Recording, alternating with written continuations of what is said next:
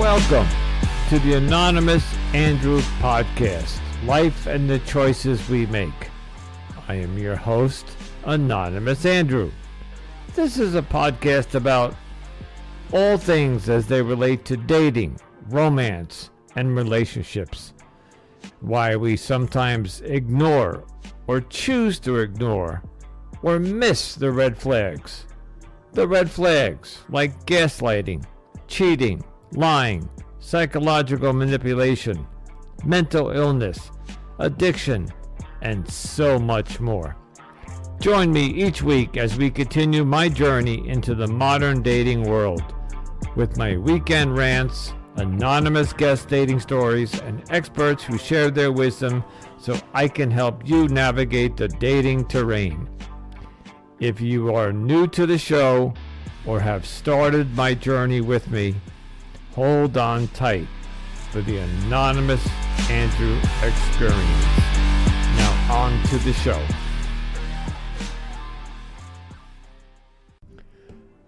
Greetings, Anonymous Andrew with you with the Columbus Day Weekend Rant. And I say Columbus Day weekend because this is a very significant weekend. I know, you're saying, what? It's Columbus Day. It's kind of like not even a real holiday. Well, I'll get to that in a minute. It is exactly 1 year ago that my relationship ended with Laura. It was Columbus Day weekend 2022.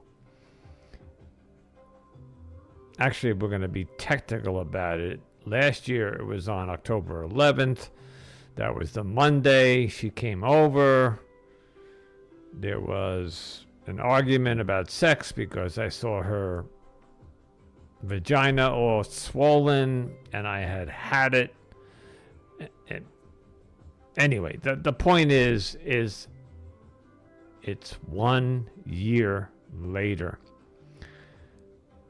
I have got to tell you that in my most wildest dreams, imaginations, I would have never thunk that I would be here 1 year later putting together a second season of a podcast. When the relationship exploded or imploded or died, you know, there's a new term, that death of a relationship, and they're equating that with grieving, because when you lose a relationship, especially an intense one, it's like losing a loved one, a pet, a family member. Of course, it's not exactly like that. It's obviously losing somebody to real death is a lot more intense. But I listened to a podcast a couple of days ago, and it seems to be underestimated the amount of grief that one can go through. I also want to mention something that I really want to thank Rory from Crimes of the Heart. I was listening to her podcast a few days ago, and she had somebody on, and they were talking about breakups and some of the horrible things that she had gone through, that the guest had gone through. And what Rory does is she brings on, and I know this because Rory interviewed me, she brings on guests to tell their breakup stories, and then for the most part, depending on, I don't know, however she's feeling that week or how she wants the episode to go down, she'll bring on a guest and they listen to the story and then they comment on it. And during one of their comments, Rory made the following statement, and I'm paraphrasing. If someone does something criminal, Now you got to remember, her show is called Crimes of the Heart. And there's the play on the words that a crime has been committed against your heart. She was saying that people who commit crimes and get caught have to pay a consequence, i.e., normally, depending on the severity, jail, could be probation, any number of things. But then she proceeded to say, but people who commit crimes of the heart, there is no consequence. And while I look up at Rory as a mentor, I have said that, I said that many, many, many episodes, like in season 1, I had said to somebody that the crime perpetrated against me and what my ex did, there was no consequence. Now, one could argue that I don't know what she went through. Maybe she cried for 3 weeks. Maybe she went into a depression and didn't eat. I probably will never know. But in the end, whatever she went through, it did not equal what I went through, and I suffered. And she had no consequence. So people can march right into your life, suck you into their vortex, charm you, love bomb you, get intimate with you, all of the wonderful things that are in the beginning of a relationship, and cheat, infidelity, lying, gaslighting, psychological manipulation.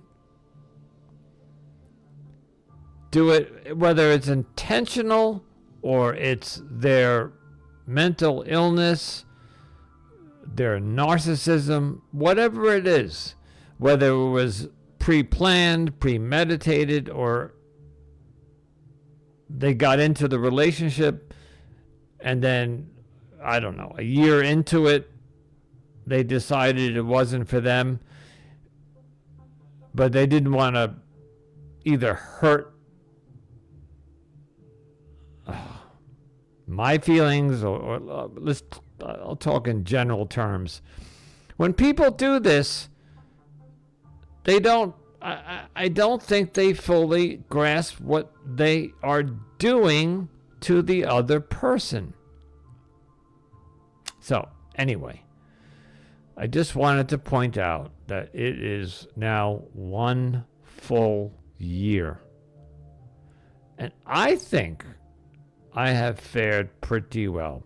If you have been following my journey from the beginning, and 67, 68, some odd episodes all about that breakup, which I now look back and say a little bit overboard, a little overzealous. But I was on a mission. I needed to understand what the fuck just happened. And yes, I got my answers. I with the help of many guests, we narrowed it down to what most likely happened in her mind.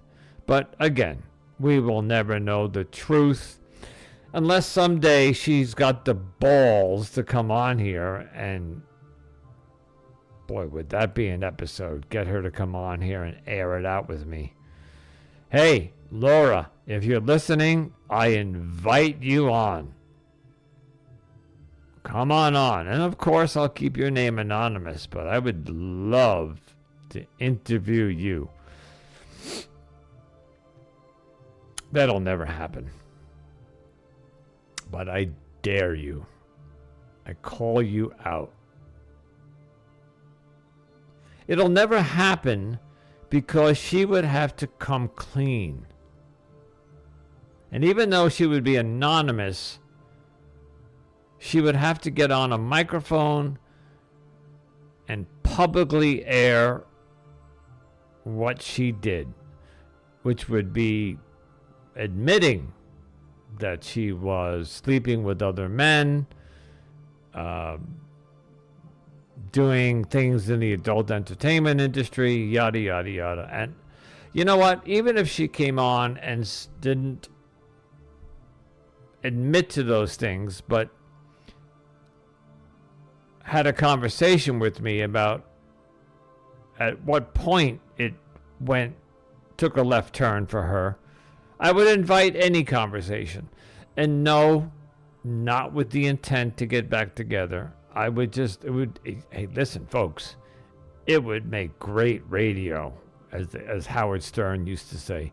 It would be an episode of all episodes to get my ex to come back and talk about the whole relationship. So, Laura, the invitation is out there. Of course, her name is not Laura, but I got a sneaky suspicion that either she's listening or she's got other people listening for her, and if they think that there's something that they think she should listen to that I'm saying, maybe she'll listen. And I'll never know. And honestly, I don't care. If I cared, I wouldn't be so open and honest and vulnerable. I'm airing this out. So anyway, that was number one. I wanted to just acknowledge the 1 year, I hate to call it anniversary, but the 1 year mark of this relationship. So technically, in the grieving process, and by the way, I did stay single. Yes, I went on a few dates, but we all know how they turned out. I'm not blaming any of the women I dated. It was just mostly my fault. I just never followed through because I wasn't ready. I'm not even quite 100% sure that I'm even ready now. But season 2 is going to be about dating and my journey into the dating world. So let's segue that into something I wanted to talk about. I interviewed a couple of days ago. I recorded it, and it'll be released, I don't know, it could be a month from now. I interviewed I got a hold of a couple of dating app developers or CEOs who created dating apps, and I at least got two of them two of them recorded, and I'm working on some others. There is a dating app that is completely different than your typical dating apps. Your Bumbles, your Hinges, your Matches, your OkCupid, Plenty of Fish. There is a dating app, and I don't have the statistics or the information in front of me, but I don't know how long it's been around. But this one solves, in my opinion, it solves the problems with dating apps today.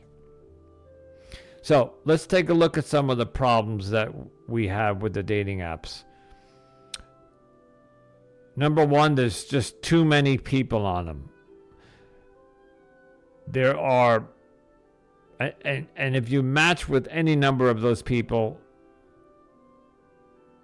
there could be, let's say, a woman, she's attractive, and she's out there, and she's got 50 guys messaging her. She's got to sit there and weed through these 50 messages and decide, narrow it down to the 5 or 10 that she wants to interact with. Right there, that's a lot of work. And then I'm just going to ramble off some of the obvious problems with the dating apps. Then you got your scammers. They're all filled with scammers, all of them. I think my last weekend rant was all about talking to a woman for a week, and when she suggested that we get off the app and start talking instead of texting, and I offered a video, I said, hey, let's do a video. She basically said, oh, nope, we're not a good fit, and walked away. And the consensus that I have, so I've told, I don't know, 5 people. The consensus was that she was a scammer. And when I called her out on the video, she couldn't come on the video because then she would have to reveal her identity. If it was even a her, it could have been a guy. That's the consensus. I have a different theory because I gave her my phone number and she texted me with her phone number. And I Googled that phone number and it came up with a couple of names. So it may have changed hands over the past year, but it did not come up.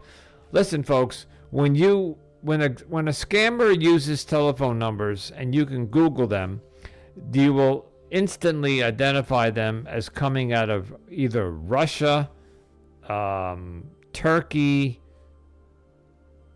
the Philippines.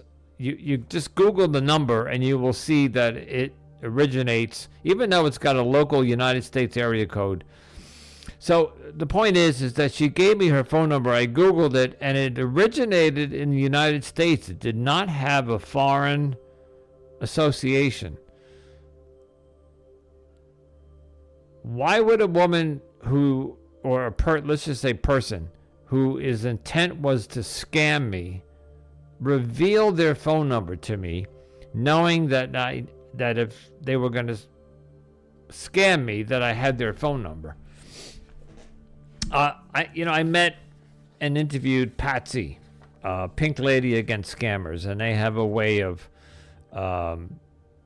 back checking or fact checking these phone numbers, and there's a whole team of them. If anybody's dating or you're into the whole world of romantic scams, almost like a true crime thing, listen to Pink Lady Against Scammers.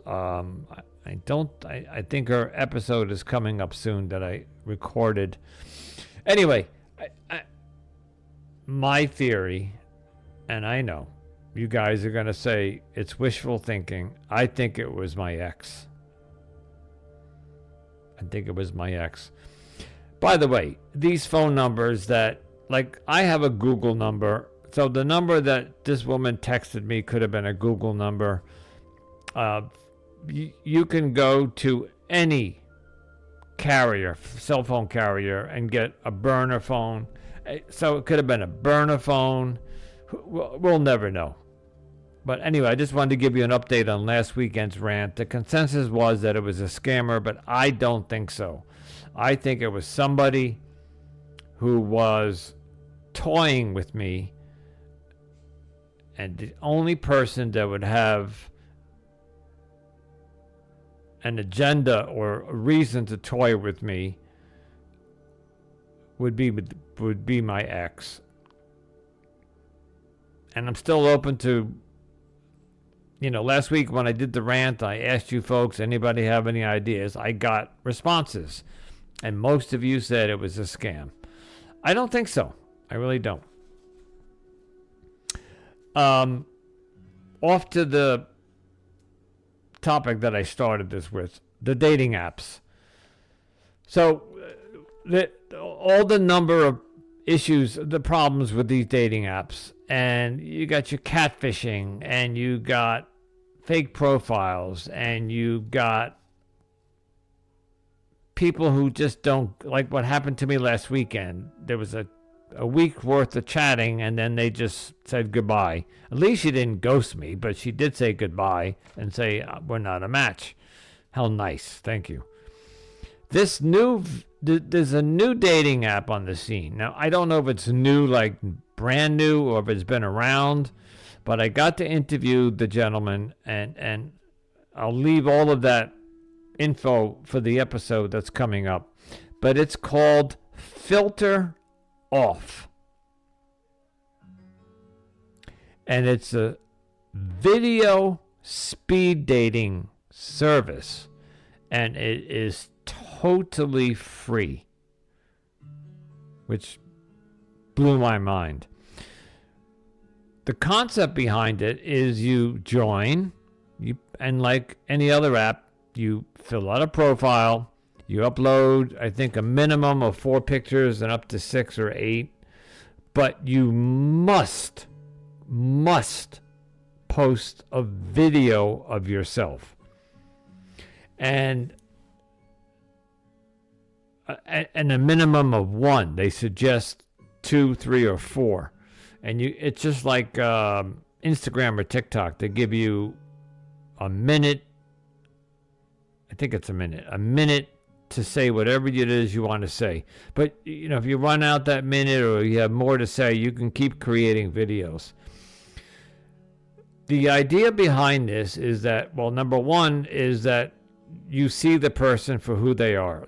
You get to see the video of them right up front. So that would have been the answer to last week. This woman did not want to do a video. On this new dating app, you must do a video. And then each day you are sent. Okay, so I said there was a free version of the app, and it's totally free, and there's no limitations to it.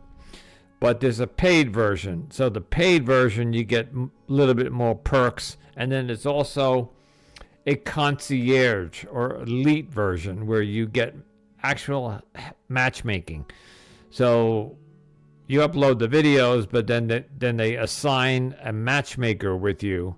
So you can either pay nothing, or you can pay $200 a month and you get a matchmaker, or you can pay $900 a month. I may be off on the figures a little bit, but you get an elite matchmaker, which will actually go out and look for somebody for you. But I'm on the free version, and they send you each day, I think, 5 potential matches that you can go look at their profiles. And in the meantime, the opposite sex is looking at your profile. And if they like your video, they tap something and you get a like.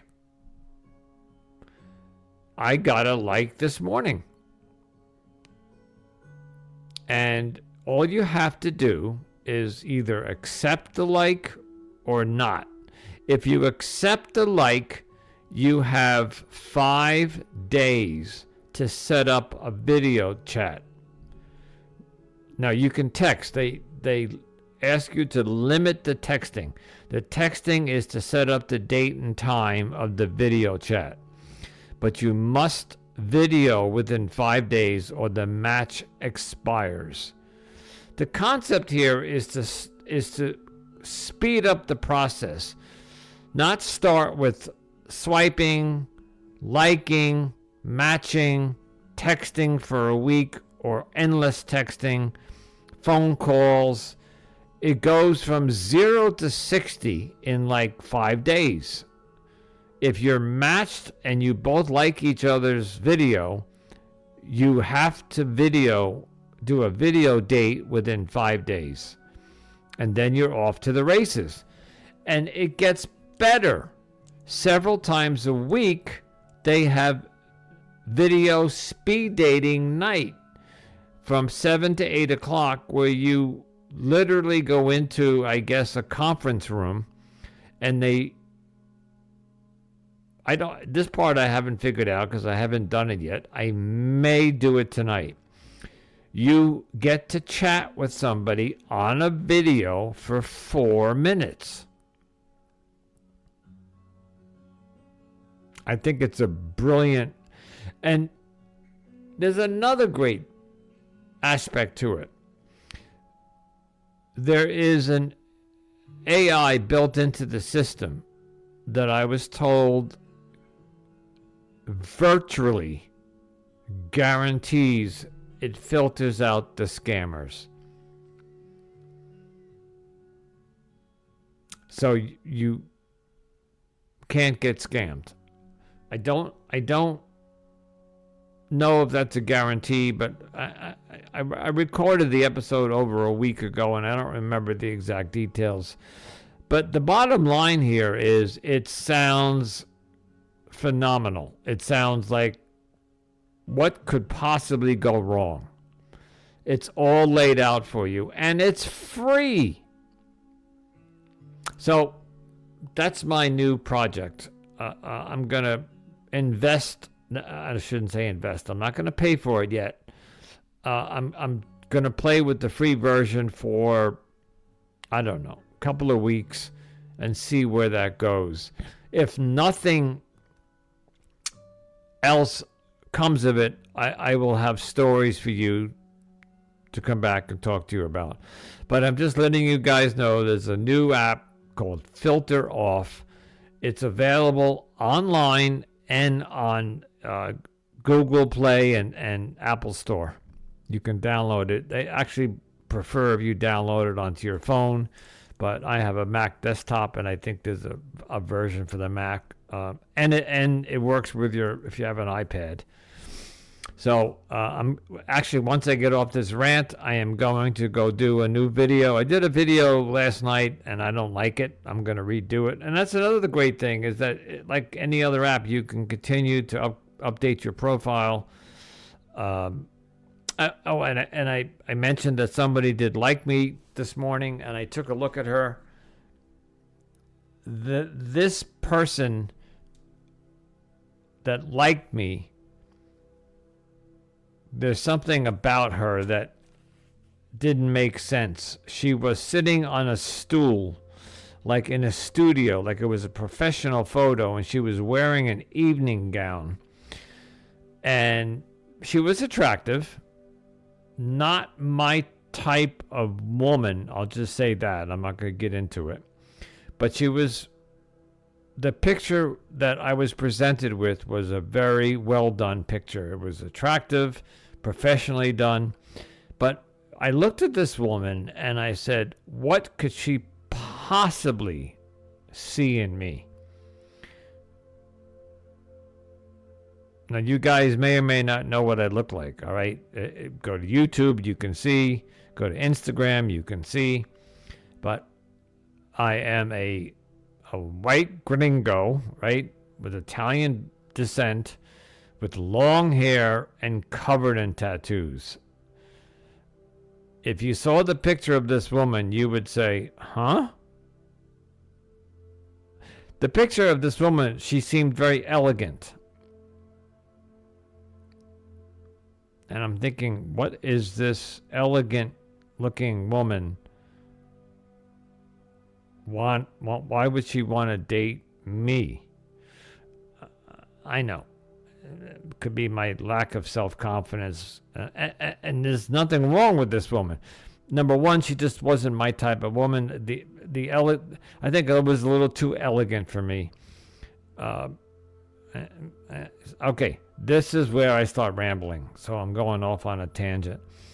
The point is, 1 year mark of the end of the relationship, and I have found a new dating app that I am excited about. And I just wanted to tell you guys about it. And lastly, quickly, I know I'm rambling, but the rant is that it's a 3-day weekend. It is Columbus Day weekend. I do have Monday off, and that is significant because in my job, the managerial position that I am in, the managers never get off those holidays that are like not like, you get Christmas off, you get Thanksgiving off, you get 4th of July off, but then there's those in between holidays that are kind of vague, like Columbus Day, Veterans Day. It's not, it may be a federal holiday or maybe whatever holiday, but the banks may not be closed or something, and not everybody gets that day off. It also depends on if you're in a union or not, or whatever arrangement the company has. But somehow I got off on Monday, which I'm really excited about. So I got a 3-day weekend. It will give me a lot of time to catch up. By the way, I'm upgrading my software. I am on a new platform. I'm using different software to record and edit the podcast. So you may or may not notice over the next month or two some technical difficulties or some things that I haven't figured out yet, but I'm in the middle of learning this new software. It is what the top 3% of podcasters use. It's a professional. To be honest with you, I was using Zoom and GarageBand to produce this podcast, and that's great if you're on a low budget and you just want to get a podcast done. It basically doesn't cost you a penny, but this new software you have to pay for, and then you have to learn the editing and whatever, yada yada. There I go. I'm rambling. Folks, have a great holiday weekend. Of course, by the time you hear this, no, you can actually hear this weekend. So I'm gonna drop this tonight. So have a great weekend, and please, 5 stars. Pass this along to somebody. There's somebody in your life. As they say, there's an alcoholic in every family, or there's a drug addict in every family, or there's a gambler in there is somebody that you know in your circle that is struggling with a relationship, dating, or some sort of relationship or marriage is struggling. If you think they may benefit, or if there's somebody that you know who just went through a horrible breakup, this podcast is for them. So I urge you to pass it along. If you need to make a choice, if you have to make a choice, please take a few minutes, take a day, think about, is this person the right person for me? Don't let the blindness of love suck you in. Until next time, folks.